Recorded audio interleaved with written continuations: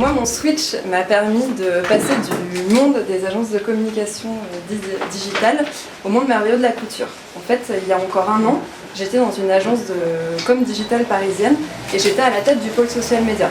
Donc en gros, mon job, c'était d'accompagner les marques sur les réseaux sociaux, de leur expliquer comment parler à des consommateurs, comment être sur Twitter, Facebook ou autre.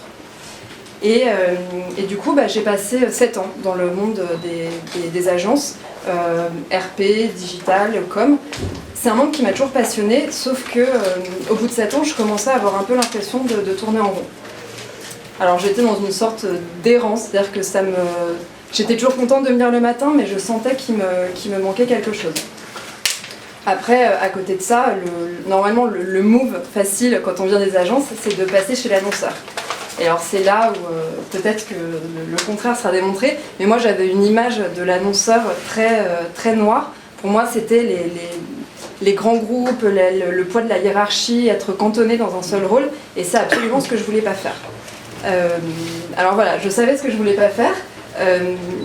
Je savais pas tellement ce que je voulais faire. La seule chose dont j'étais sûre, c'est que je voulais bosser dans des boîtes qui soient soit My Little Paris, soit Cézanne. C'était mes deux ambitions et j'en voulais pas d'autres.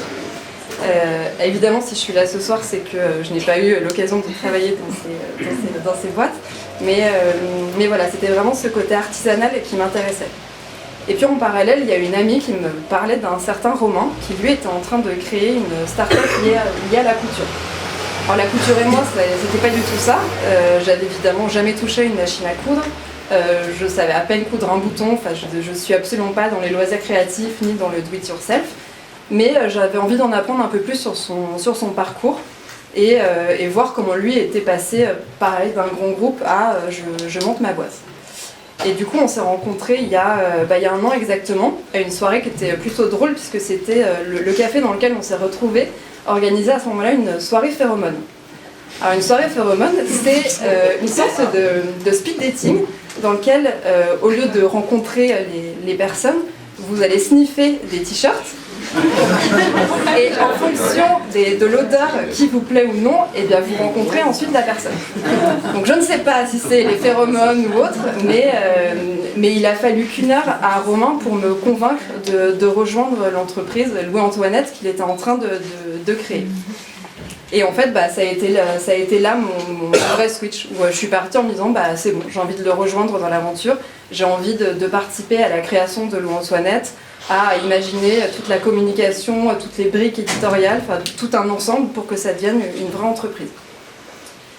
Et donc j'ai switché, ça fait 8 mois que j'ai quitté ma boîte pour l'aider à cofonder Louis Antoinette. Et alors je suis très rassurée sur le fait de ne pas être cantonnée à un seul rôle, puisqu'en 8 mois, globalement, je suis en train d'apprendre un nouveau métier par mois.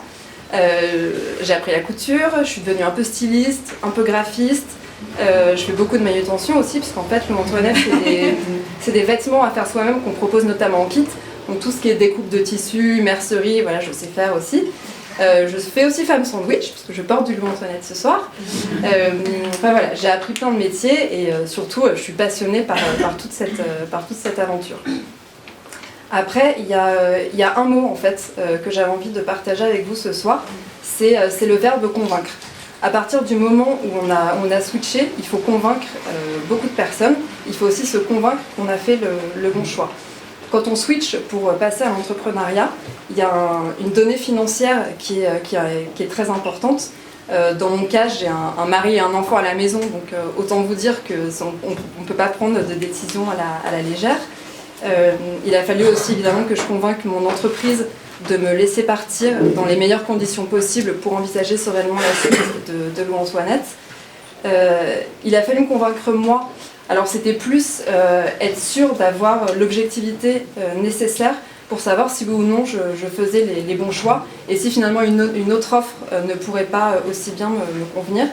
Et la réponse finalement elle a été assez naturelle puisque My Little Paris m'a finalement fait une offre en free que j'ai refusée parce que ça y est, j'avais trouvé ma voie, alors qu'il m'aurait proposé ça il y a 6 mois, j'aurais fait une crise cardiaque de bonheur. Voilà, ça a été la réponse où je me suis dit, c'est bon, c'est ça que j'ai envie de continuer à faire. Voilà mon switch.